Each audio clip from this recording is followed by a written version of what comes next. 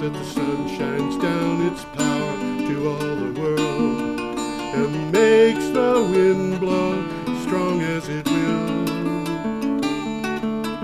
I wonder how gentle rains can fall upon the land, so lovely earth can stay lovely still.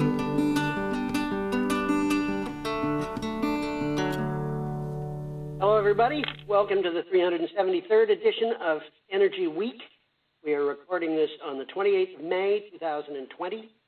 Our first day of news that we're reporting is from the 21st of May, which is a week ago today on Thursday. Every day, I go to the internet and get whatever news I can about energy and climate change, and I post them at a blog, geoharvey.com. And you can go there and find the stories that we are reading. We'll keep you apprised of what the date is that these things appeared on the blog, and you can go to the blog and click on the date on the calendar and find the stories.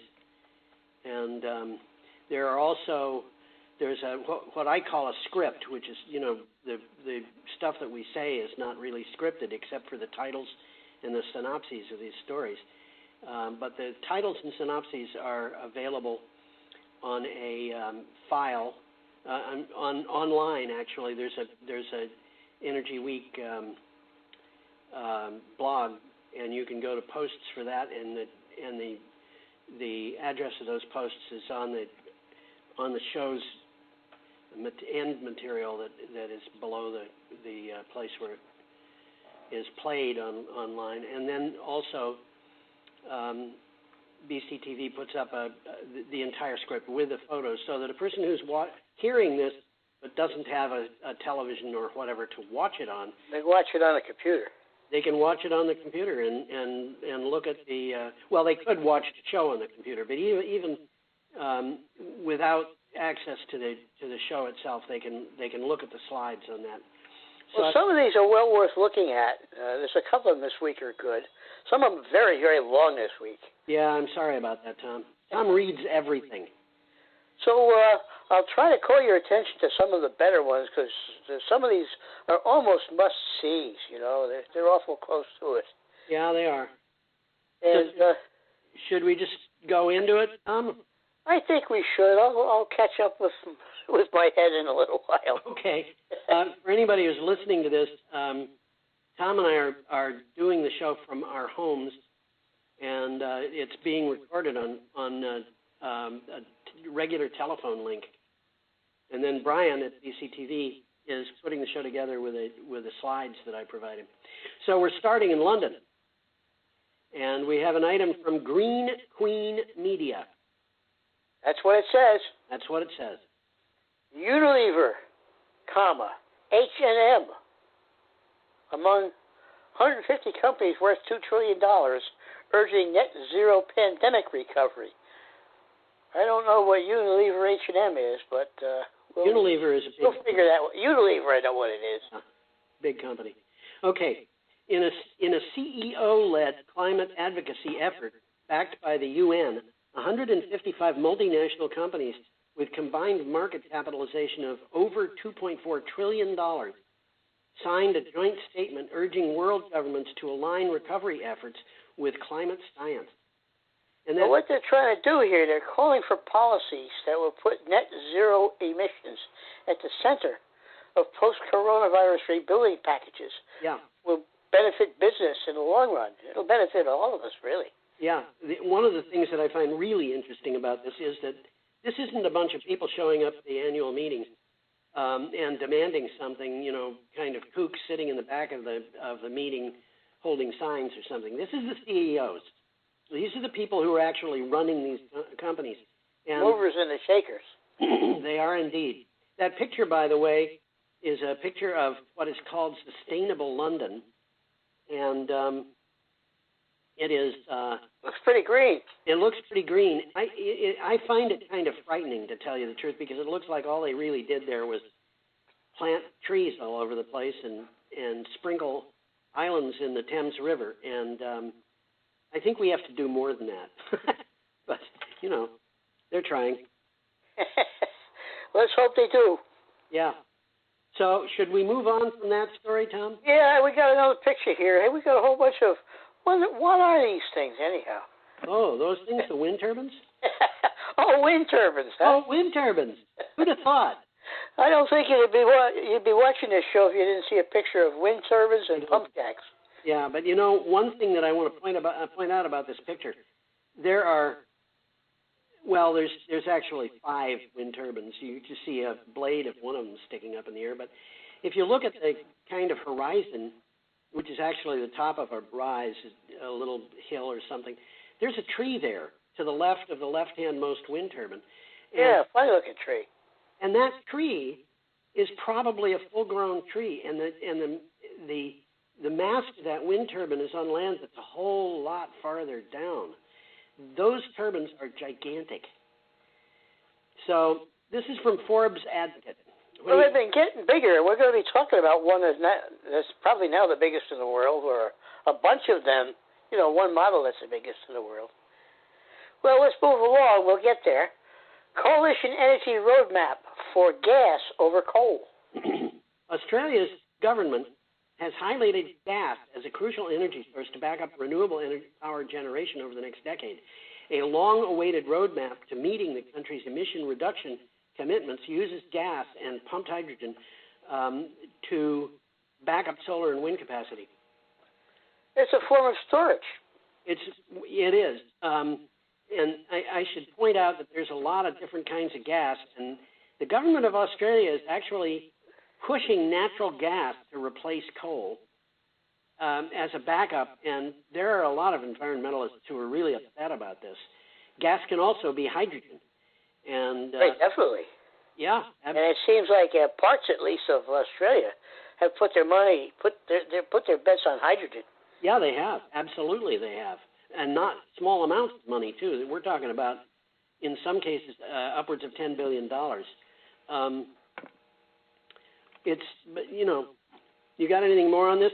A quick takeaway, this comes from the article. The government will focus on technologies where the nation has a competitive advantage. Yeah. It looks like they think they have a competitive advantage in hydrogen, and they're moving in that direction. Well, I think they do. I think they do have a competitive advantage for hydrogen. And they're right about that. But as I said, they're pushing natural gas, too, and that does not please me. Forbes Advocate, by the way, doesn't have anything to do with Forbes magazine. Oh, no? No, I think it's actually related to a town called Forbes or something like that. I'm not sure. I did look into it and I forgot, but I think, okay, I might be wrong. I think it doesn't have anything to do with Forbes magazine, which is an American publication. The Advocate is Australian. Okay. So, are we going on from that one? I think we should. We got another slide coming up of what are these things? I think they're maybe the same ones we saw on the first slide. The last slide, I'm sorry. No, they're not. And the cells are shaped different. Yeah, they are. Well, it says UK renewables output overtakes fossil fuels. Where have I heard that one before? This is from Renews. In the UK, renewables generated more than fossil fuels for the first quarter of 2020. We're talking about 3 months there. In February, UK wind farms averaged a 50% capacity factor for onshore and 60% for offshore. Drax Electric Insights tells us this.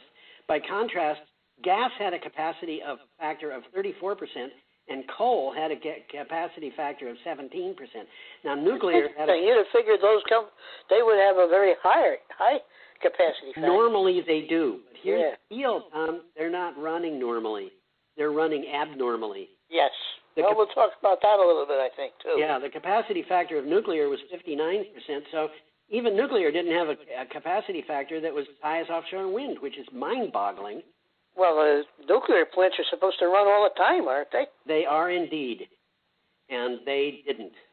Well, for a quick takeaway, renewables output was higher than fossil fuel generation for the first time ever.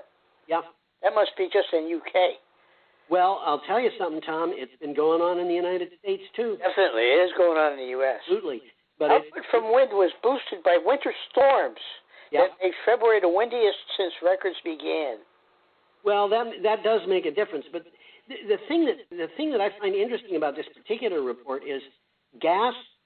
We're talking about well, there's different kinds of gas, but baseload gas should be running at about somewhere around 70%, 80% capacity factor. Load following is going to be far below that, and peaker plants sometimes run as low as 9%.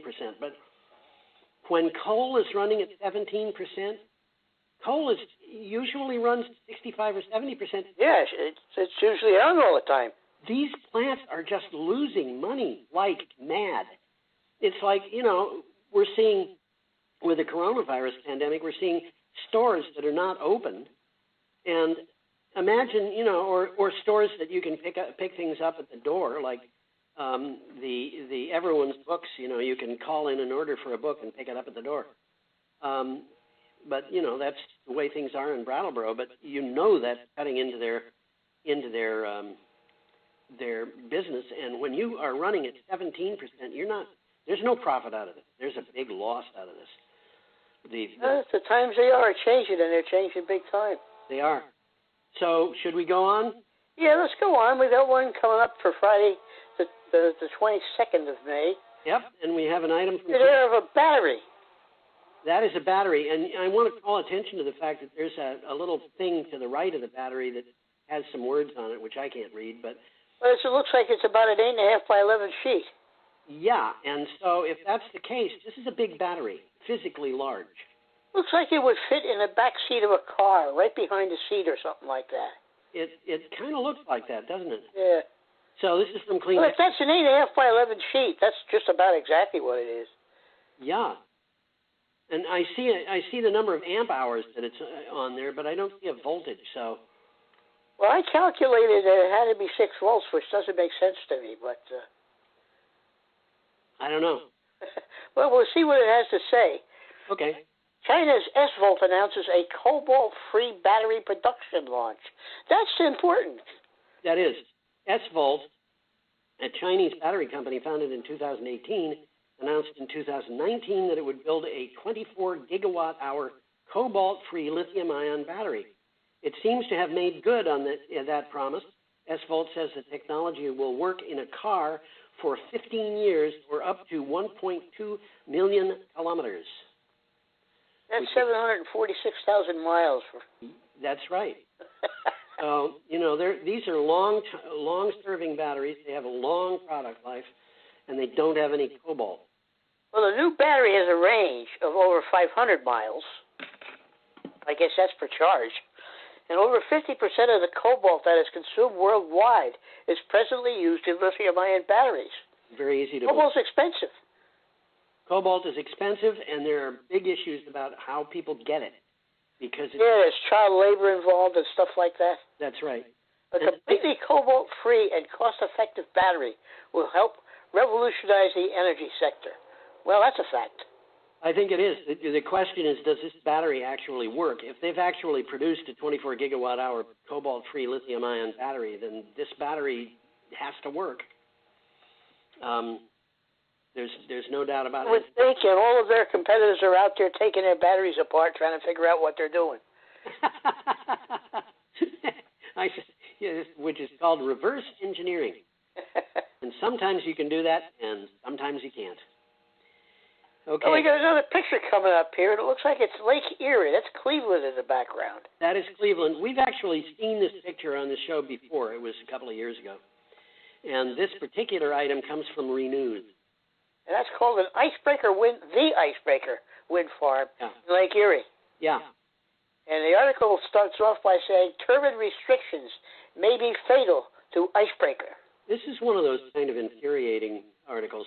The Lake Erie Energy Development Corporation, the developers of the 21 megawatt Icebreaker offshore wind farm on Lake Erie, said it is stunned by the regulators' approval of the project on the condition that the 6 turbines are switched off from dusk until dawn for most of the year.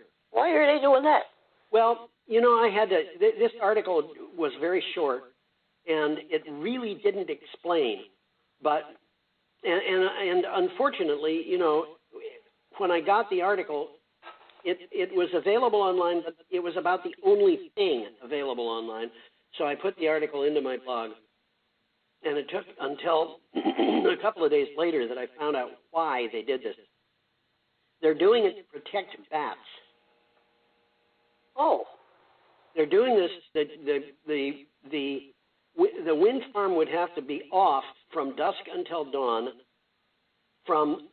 My recollection is that it's the 1st of May to the end of October, which means that they're going to have to be off a lot of the time. Well, it's 8 miles out into the lake. They're going to protect the bats. The bats aren't even going to be there. Tom, I don't understand it either. Maybe bats do go out that far. I would think that they would have done. If there's bugs out there, there's bats out there. If what? If there's bugs out there, there's bats out there. If there's bugs. Now, are there bugs 8 miles offshore? That's what I'm thinking. There could be, and it might depend on what kinds of bugs they are. But well, whatever they're doing, it makes this project economically unviable. Right, and it was actually, that was the big one of something like 33 things that they stuck on, saying you can't do this, you must do that. But the thing that was really infuriating about this was that LEEDCO, Lake Erie Energy Development Corporation, and the regulators had actually come to an agreement. And the agreement, it covered the question of the bats and shutting the wind turbines down. And this was a big surprise. The regulators were going back on that agreement when they made the conditions. I would figure bats are perfectly capable of avoiding wind turbines.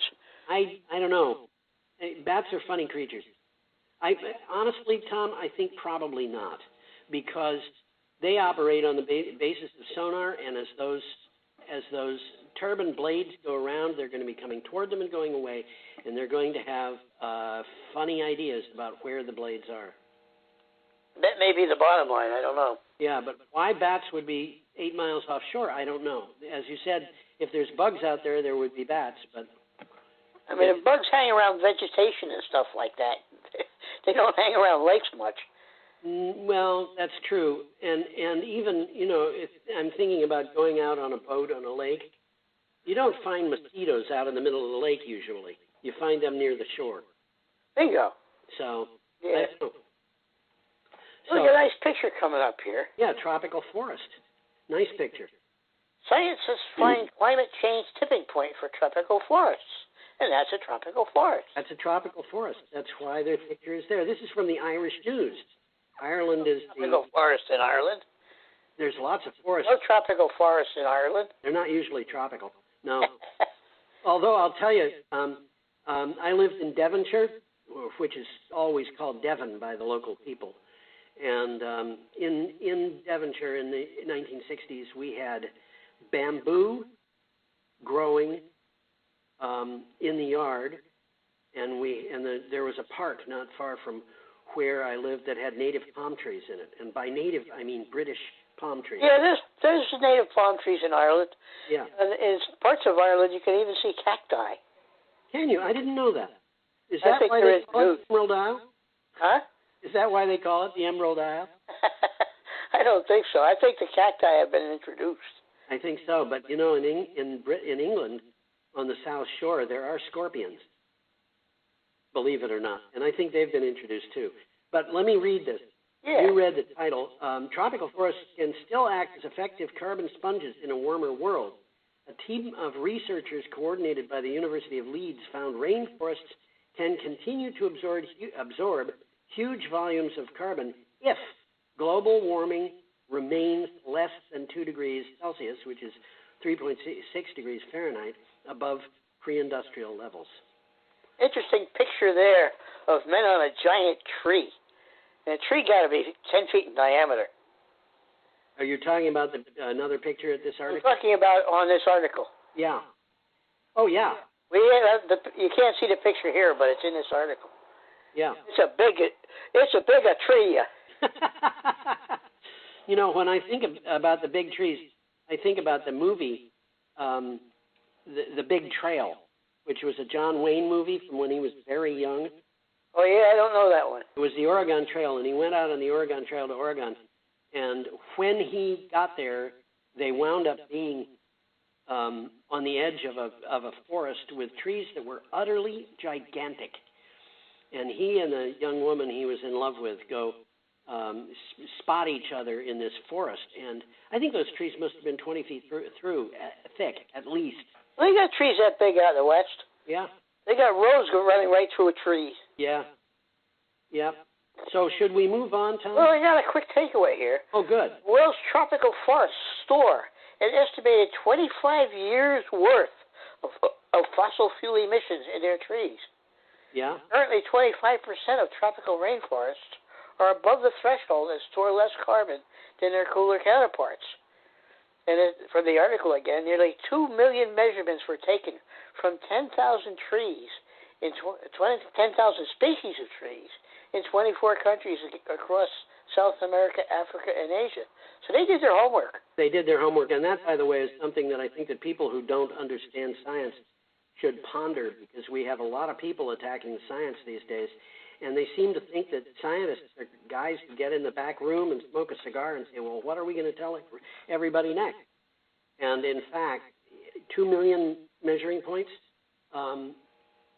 Takes a little bit of time to do that. Yeah, well, even if you've got computers doing all the measurements, and then you have computer programs putting them into spreadsheets or whatever, this is a huge amount of work, even with the computers. So, well, let's move along. We got a nice picture of Miami. Yep, Saturday, May 23rd.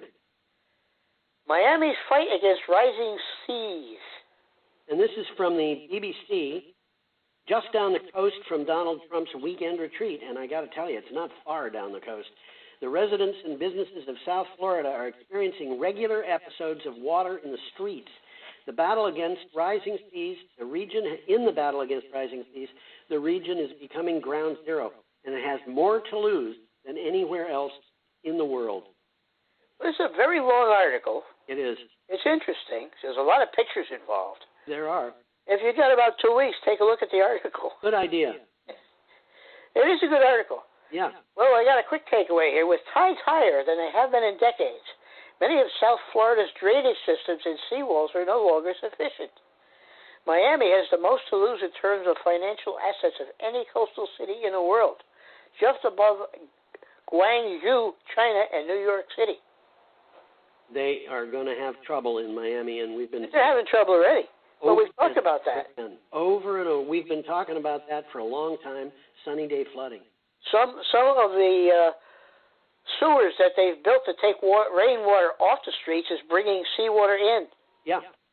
And they're putting, I think it was $495 million into building check valves in those sewers and raising the roads and things like that. And you see pictures of places. We've talked about exactly that. Huh? We've talked about that. We have. And you see pictures of people sitting in an outdoor cafe that looks like it was sunk into the ground. And in fact, what happened was the outdoor cafe was there, and it was at ground level and street level, and the street was raised 2 feet. Is this the one with the water up around everybody's knees? No, that's a different one. Yeah, it's a different one. Yeah. Times are changing, boy, I tell you. Well, yeah, they are. So do you want to go on? Do you have something? Yeah, we got another one coming up here. This is from Cree Technica. Natural gas leaks are deadly for trees. Yeah, and we have a picture here of a woman holding a dead tree that was apparently killed by natural gas. We have long known that drilling, gas extraction, and fracking are associated with huge amounts of water contamination, explosion hazards, and corruption of human health. But the situation is worse than that. Natural gas leaking from pipes is also deadly for trees that line our streets. And by the way, I think it's probably not very good for human beings either. Well, I can't see any health benefits out of it. Well, yeah, probably not. Well, from the article, dead or dying trees were 30 times more likely to have been exposed to methane in the soil surrounding their roots than healthy trees. Yeah. And the gas had leaked from natural gas pipelines, typically buried beneath the roadways. And one of the things that we had come up several years ago, and I've mentioned it probably at least half a dozen times on the show, was that thing about a study, and I don't even remember what university it was, although it was a university in the Boston area. they got a car and they had a methane detector put into it, and they drove it on every street in Boston. And they found something like 2,500 gas leaks, 2,700, something like that. And somebody, it might have been the Natural Resources Defense League or you know, one Sierra Club, somebody decided they wanted to duplicate that study and find out what results they got. And they did, and they got a result of something over 3,000 natural gas leaks that they found in the Boston area. And that's natural gas coming out of pipeline. And, of course, this is dangerous. You know, yeah, it is. Every once in a while you see a story about a fire in a house started by natural gas. Or a fire in a neighborhood. And a neighborhood, yeah. You know, there was a neighborhood in California that burned down. The whole neighborhood burned down after we started the show. And I talked to Nancy Ray Mallory, the editor of Green Energy Times, which I write for, about this. And she said that when she was living in someplace in New York State or Pennsylvania, she said just down the road from her, propane had leaked in a town in circumstances where there wasn't much wind, and it had, because propane is pretty heavy, it had gone downhill and it had pooled, and it exploded and burned a bunch of houses down. These are things that you don't generally get out of sun panels. Yeah, that's an understatement. All right. Well, we got another picture of more windmills. Of more windmills. And this happens to be the Block Island windmills. Oh, is that what it is? That's what it is, and which is absolutely proper when you consider that we're talking about Denmark here. This is an item from Renews. People who publish these articles on energy, they will pick up pictures from anywhere. And, you know, I had a picture come up. It was like, oh, where was it? It was, it might have been Morocco or something like that. And it was South Africa. And they had a picture of a hydroelectric dam in Bosnia, of all places. And it did not look like South Africa. Anyway, this is from Renews. Well, what it says is a Danish consortium eyes a 10-gigawatt energy island. Think about that, 10 gigawatts. Yeah, a gigawatt? Large. A gigawatt is what, Tom? A bigawatt. A bigawatt, that's right. Danish pension funds, Pension Denmark, and PFA, energy company SEAS-NVE, and Copenhagen Infrastructure Partners formed a consortium to invest in an offshore wind energy island of up to 10 gigawatts in the North Sea. The project, which is called Vindo, V-I-N-D-O. Look out the window. You look out the window, that's right. Could include 25 traditional offshore wind farms. This is big. This is gigantic. This is absolutely gigantic. And, you know, when you consider, well, for example, the comparison that we just read a few minutes ago about nuclear energy having a 59% capacity factor and wind having 60, this would be the equivalent of 10 large nuclear power plants. And very large nuclear power plants. And one of the things is almost 20 like we had, like Vermont Yankee was. That's right. And one of the things that I find really interesting about this is that they have a bunch of different ways that this electricity can be used. It can be taken through transmission lines to Denmark, but it can also be used in what they call power to X, which means that they could make hydrogen with it, or they could do something else to use that power. Well, a quick takeaway here. Vindo would be an artificial island approximately 100 kilometers out to sea, out in the North Sea. Yeah. Did you say 100 kilometers? I did. That's about 60 miles out. You're not going to be seeing these things from land. No, I don't think so. and what they were talking about doing was building what it sounded like I think they called them mulberries that were used at the Normandy invasion. Do you remember anything about those? No, I don't. Well, they built huge boxes of concrete, and the boxes were hollow, and they towed them to the coast of Normandy and then sank them there, and they produced sea breaks to reduce waves out of these. Okay, yeah. Well, what they're doing here is they're doing a very similar thing. They're talking about building floatable boxes and hauling them out to sea and then sinking them and then building the island on top of that. Okay.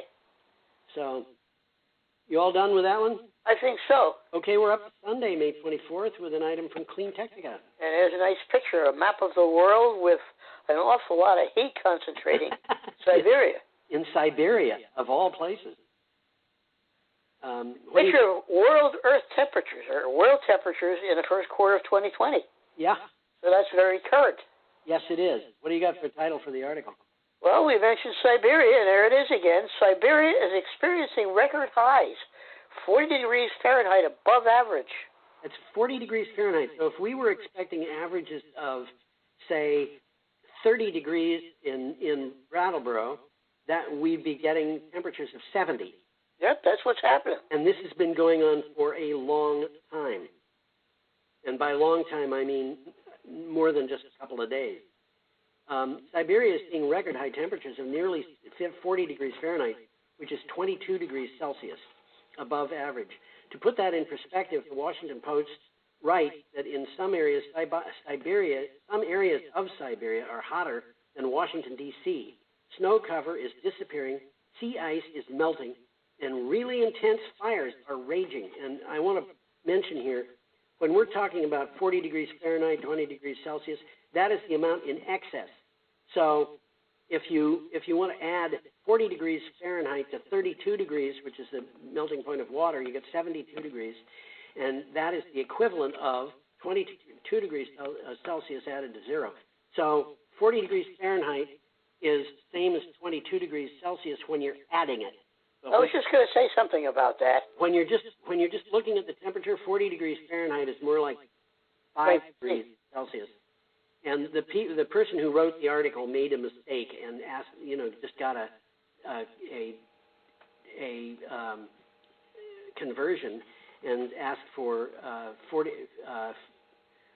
40 degrees. I don't remember, but their temperature that they gave was way off. Yeah. I see what they did. Yeah. I can't explain it yet, but I see what they did. Well, a town called Kantanga, which is north of the Arctic Circle, recorded 78 degrees last week. 78 degrees. The normal temperature is 32. Right. And ice cover is thinner than average melting.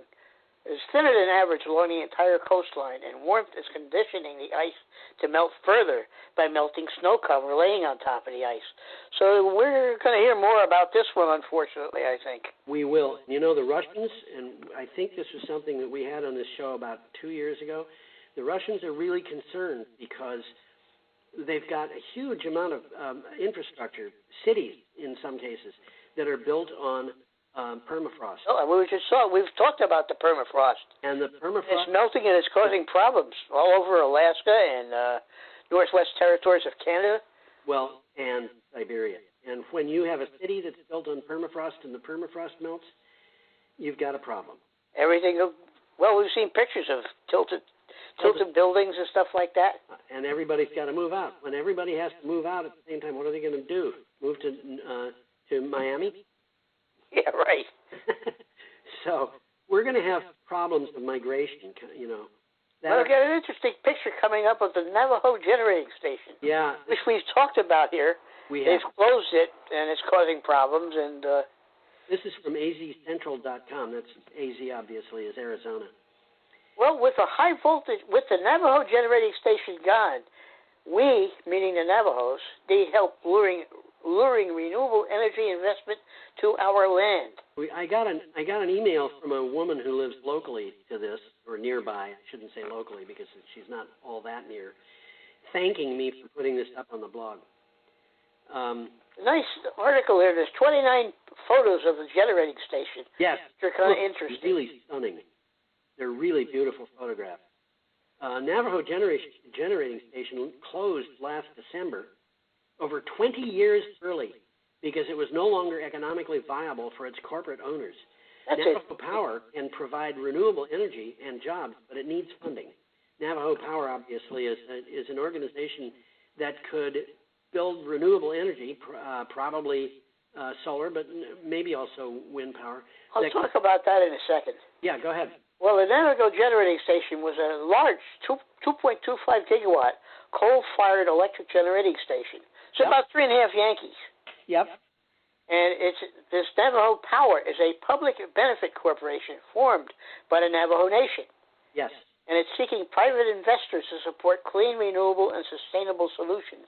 Yes. So Indian countries' renewable energy potential represents over 60 gigawatts of energy production. So they're talking about a pretty high potential there. They've got a lot of potential. If they can get it going, they're set. They got a lot of income coming in. That would help them a great deal. The Navajo and the Hopis lost 800 jobs. And in a place that is as sparsely populated as this is, that's a problem. It's also one of the most beautiful parts of the nation. Yeah. That's Monument Valley. It's just the edge of Monument Valley, which is, well, I guess if you've seen a John Wayne Western, you've seen Monument Valley, because most of the Westerns were filmed there. Yes, actually that's true. You know, you said John Wayne Westerns. Yeah. Anybody, you know, the movie Stagecoach is a really great movie. Yes, it is. And, you know, classic. That's where that was filmed, or at least a lot of it. Absolutely. Yeah. That is a classic. Yes, that's right. And it was, I think, the first movie. I mean, John Wayne had starred in a lot of movies before that came out, but it was the first movie that really was above the others. Aside from the one that I just mentioned, which was the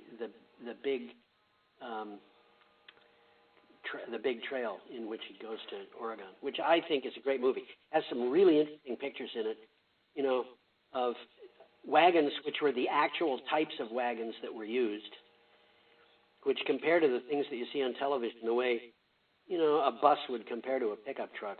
Oh, yeah? Yeah. Oh, these things were gigantic. Absolutely gigantic. And they showed pictures of them being lowered over a cliff by using cranes that were made by hand locally out of trees. Wow.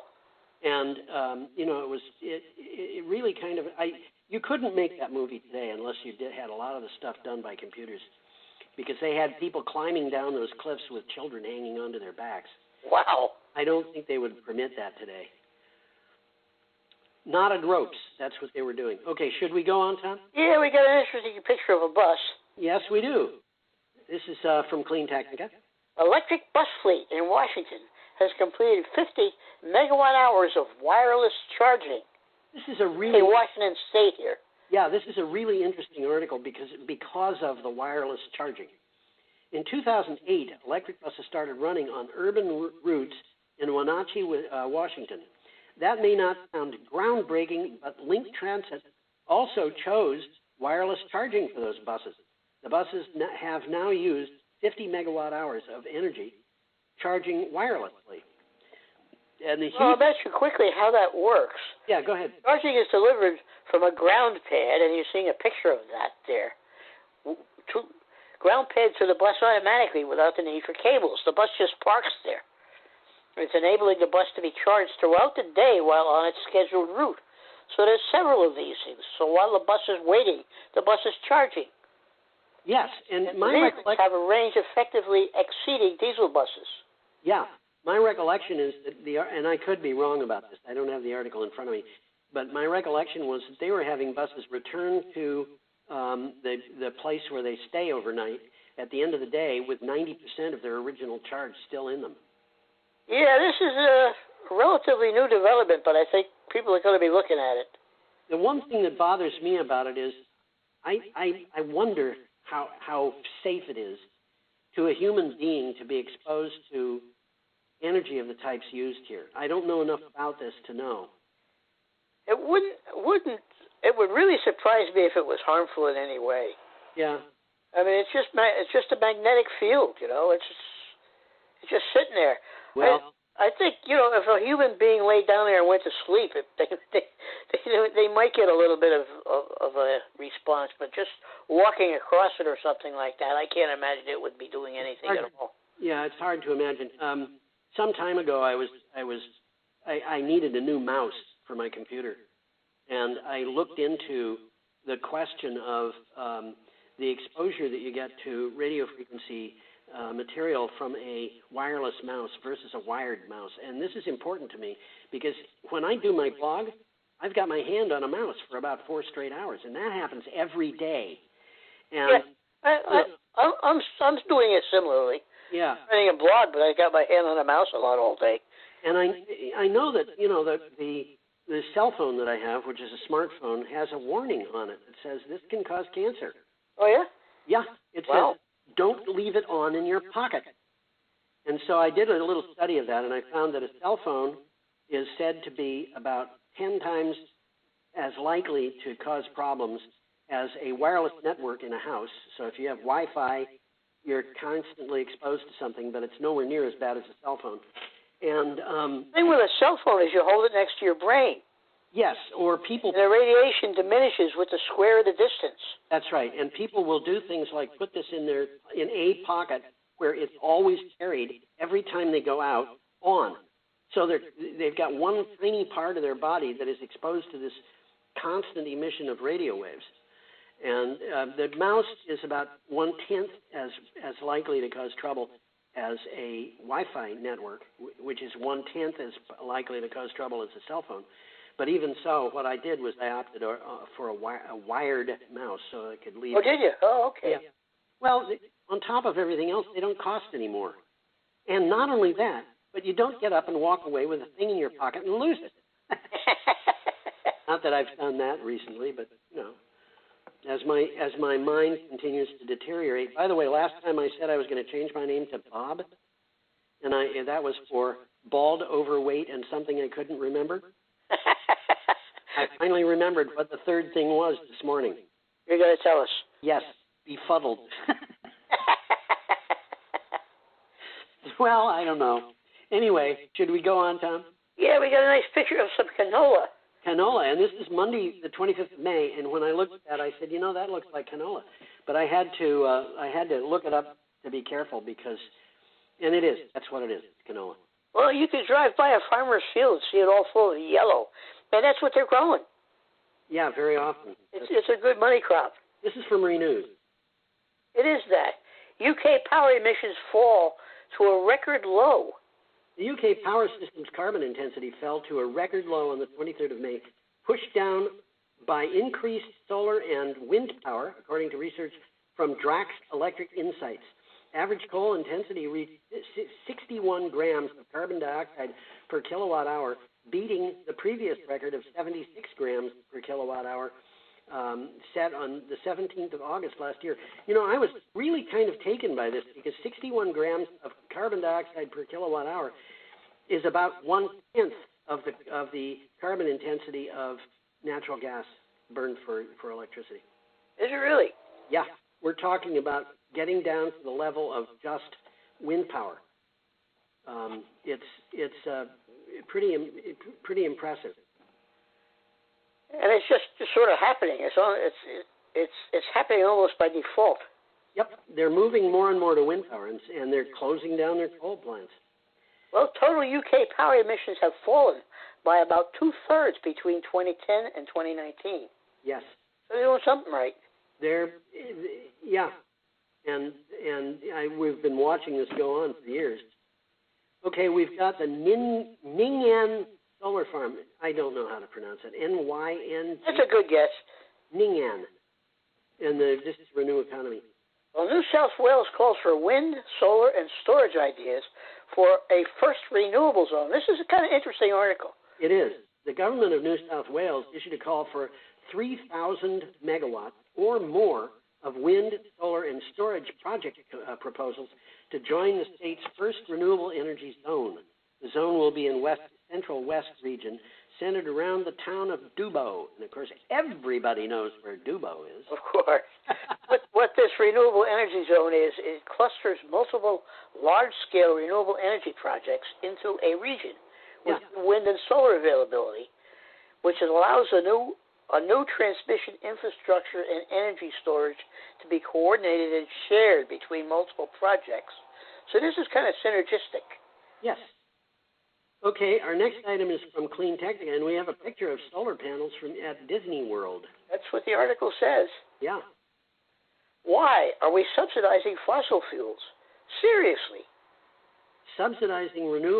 Supporting renewables can cut emissions and boost the economy, all while providing cost-effective, competitive energy. The Trump administration, however, continues propping up the fossil fuel industry despite the sector's real financial problems, which began long before the COVID-19 pandemic. And you know, my conservative friends used to say we shouldn't be picking winners and losers. And the people who supported that idea started picking winners and losers when it turned out the winner was going to be renewable energy and the loser would be fossil fuels unless they did something about it. And now the Trump administration has been trying to prop up the fossil fuels industry, and it was not clear to everybody perhaps in the past, but it sure is now. And it's throwing good money after bad. Well, I got a bunch of stuff to talk about here, but I don't think we've got the time. I don't think we do. But the article talks about how the industries have been in decline and how the Trump administration has been propping them up. Yeah. So if you're interested in that kind of stuff, this is an interesting article, and it's a long article. Okay, if you want to support fossil fuels, by the way, I've got a really nice slide rule I'll tell you, and I think we could probably find you a manual typewriter. Okay, we're up Tuesday, May 26th, and we've got an item from Renews. A nice picture of a ship called the Offshore Solution. Yeah. And the article says the Oz crew to survey Australia to Singapore cable route. And we've talked about this already. Yep. And Australians love to call their country Oz. Yeah, they do. Sun Cable hired an Australian company to carry out initial surveys for a proposed cable to transmit renewable energy from Australia to Singapore and Indonesia. Guardian Geomatics will start the preparatory work this month, and the vessel Offshore Solution is to deliver the results later this year. You know, that sounds like a lot of fun, working on a ship like that, surveying. How do you mean? Oh, you know, I mean, it's not like you're working hard swabbing the deck of a naval vessel or something. No, I guess not. Well, what we got going on here, the Sun Cable project will supply power from solar energy and battery storage in the Northern Territory to Darwin and the north coast of Australia and to Singapore and Indonesia via a 2,500-mile HVDC submarine link. That's a lot of cable. And this is big fat cable. It's got to be. This is going to be big cable. There's no question about it. Well, I remember working with a company called Simplex that made submarine cables. Yes. And they crossed the Hudson River with 138 kV cable, and it was almost 4 inches in diameter. Yes. And now they're starting to talk about 1,000 kilowatt HVDC cables. So these are going to be big cables. They're going to be big, but probably at least 6 inches in diameter. Yeah. The thing about high voltage DC, as I understand it, is the electrons of AC only run on the surface of the wires. They tend to. Yeah, but on DC they run through the wire. So exactly. That's one of the advantages of DC is that you can make a cable that will carry more electricity and it's not as heavy. But even so, this is trying to figure out what voltage they were going to use, and I looked at a lot of articles, and nobody's mentioning it. But the highest voltage that I've seen in a cable is being made in China. They seem to have this technology, and they're doing 1,000 kilovolts. Right. A kilovolt. Yeah. 1,000 volts. By the way, I did a little research on how cost effective it is to transmit electricity. Yeah. And I did this not 10 years ago, but maybe 7 years ago. And what I found was that we've had progressive increases in the technology, improvements in the technology. In 1985, you could transmit high voltage DC about 2,500 miles cost effectively. by 1995, it was more like 4,000 miles. Okay. So this is well within the ability of cost-effective transmission once that cable's in place. But the current cables, the current cables, using the information that I've got from them, I would say you could probably transmit power from any place on Earth to any place on Earth cost-effectively. It's probably true now. If you've got the cable in place. Yep. Putting the cable in place, that's another story. Okay, our next item is from Cree Technica, and it's about batteries, and we have a slide of Nanotech Energy Research Lab. Well, the article says that Nanotech Energy claims its graphene lithium battery will charge 18 times faster than a conventional lithium-ion battery. There's a picture of the battery of people looking at the battery, I guess. Investors have pumped $27.5 million into Nanotech Energy based in Los Angeles. Why? The company claims its graphene-based lithium batteries can charge 18 times as fast as the more conventional lithium-ion batteries. It would be interesting to know whether these batteries need cobalt, but 18 times. That means that if you have your car and you drive into a place where you're going to be charging the car, and it would take half an hour to do it, and you don't feel like sitting around and waiting for half an hour, this thing will do it in about a minute and a half. Well, that's what we've got to do, and that's the only thing that's really holding up widespread usage of electric cars is that it takes too long to charge them. I think you might be right, Tom, although there's a lot of places to charge, and people who figure out what they're doing properly will, if they're on a long trip, will coordinate charging and having lunch. Well, they do exactly that, but not everybody's mind works that way. True enough. That's why we have artificial intelligence to tell you. In order for the electric car to take over, you've got to be able to charge it as quickly as you can fill a gas tank. That's right. Okay, our next It's coming. It's going to happen. Yep. Our next item is from Cree Technica. I'm sorry I'm rushing you, Tom, but we have to rush. Cree Technica. I got it. There's a nice picture of them assembling a rotor. Yeah. And if you look into where that blade is going, you can see a guy sticking his head out of a hatch in there. Yeah, he's in there. That's pretty big. And all those little things sticking out of the end, they're screws. They got to be bolted together. And I looked. Yeah, the inside's going to be busy for a while. Yeah, I looked at this and I saw that guy and I thought, what's he going to do when they put that in? He's going to get stuck. No, he's not. He's in a hatch. So anyway, Cree Technica and U.S. wind power plants show little decline with age. This is interesting. It is a report. Very long article, by the way. Yeah, a report published by the journal Joule, Joule, by researchers at Lawrence Berkeley National Laboratory concludes that wind turbines in the United States remain relatively efficient over a period of time. The report shows only a 13% drop in production over 17 years of operation. So there you have it. Well, it's interesting because the report finds that aerodynamic and mechanical efficiency losses tend to grow as plants age. Right. Okay, caused by phenomena such as erosion of the leading edge of turbine blades. But they also found that, unique to the United States, a significant drop in performance after 10 years as the plants lose eligibility for the production tax credit. That seems interesting, and it's not as dastardly as it sounds. Yeah. Hypothesis is, it's probably a pretty good hypothesis, in order to minimize downtime during the period of the PTC, the subsidy, some preventive maintenance may be delayed in the final years. Yeah. Okay, so it's about economics. That's a good one. Okay, we're up to Wednesday, May 27th. We've got about 1 minute, and we've got about 3. Nice image of of what's the largest turbine you can get right now. Yep, Siemens Gamesa. This is from Renews.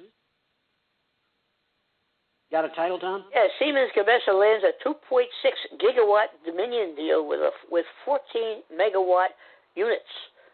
So that's a 14 megawatt turbine we're looking at. Yeah, Siemens Gamesa secured a second major order. I didn't put the first one in for this show because that first order, there were too many things going on that day, so it didn't make it in. But this one is the second. They just introduced this turbine, and they've never built one. And they've already got 2 orders. And these things, they're going to be millions of dollars, many millions of dollars each. From a 2,640 megawatt Dominion Energy Coastal Virginia offshore wind project.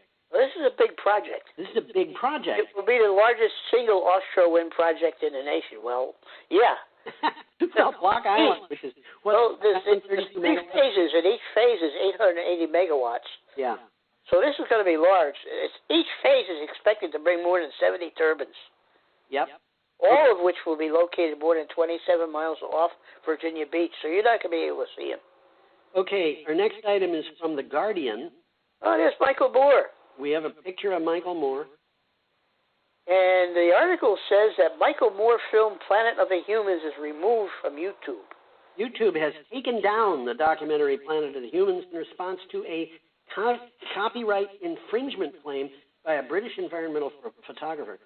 The movie, produced by Michael Moore, allegedly includes a clip that was used without permission. And it's interesting to me, this guy did not approach Michael Moore and say, you're using my clip, you got to pay me money.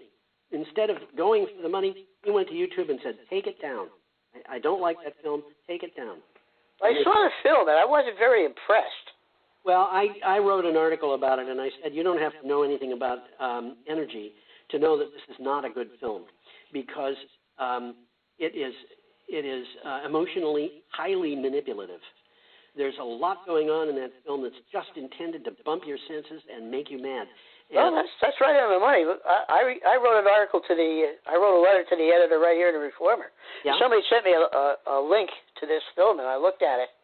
And this is what I said in the Reformer. Planet of the Humans is very biased and deceptive, not to mention inaccurate.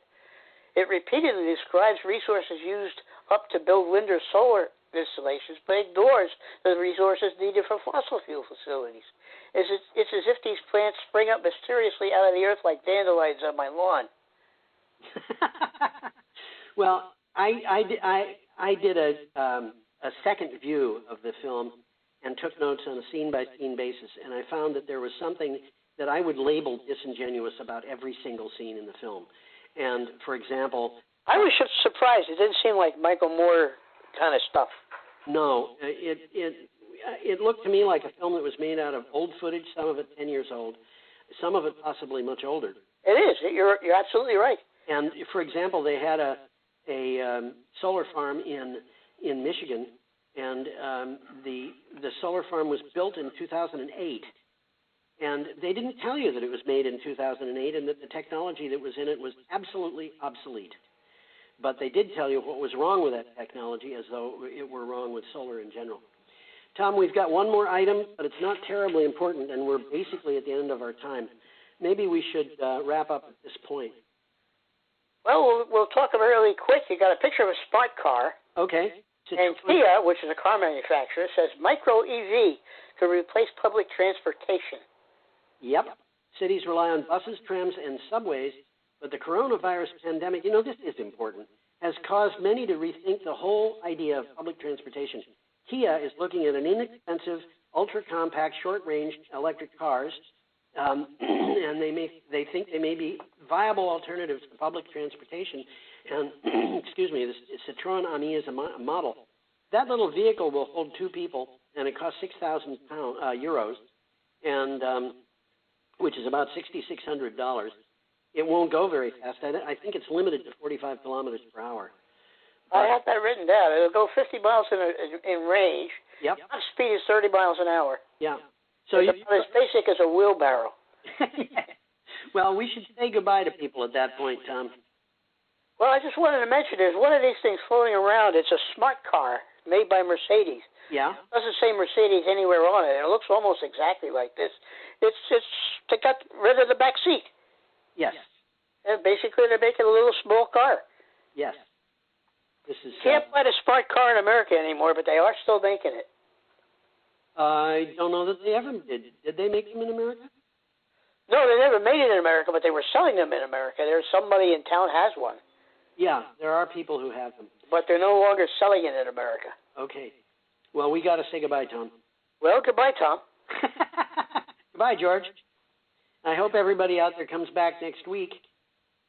And we have a message for you, which I failed to write down, but it was about having a wonderful week.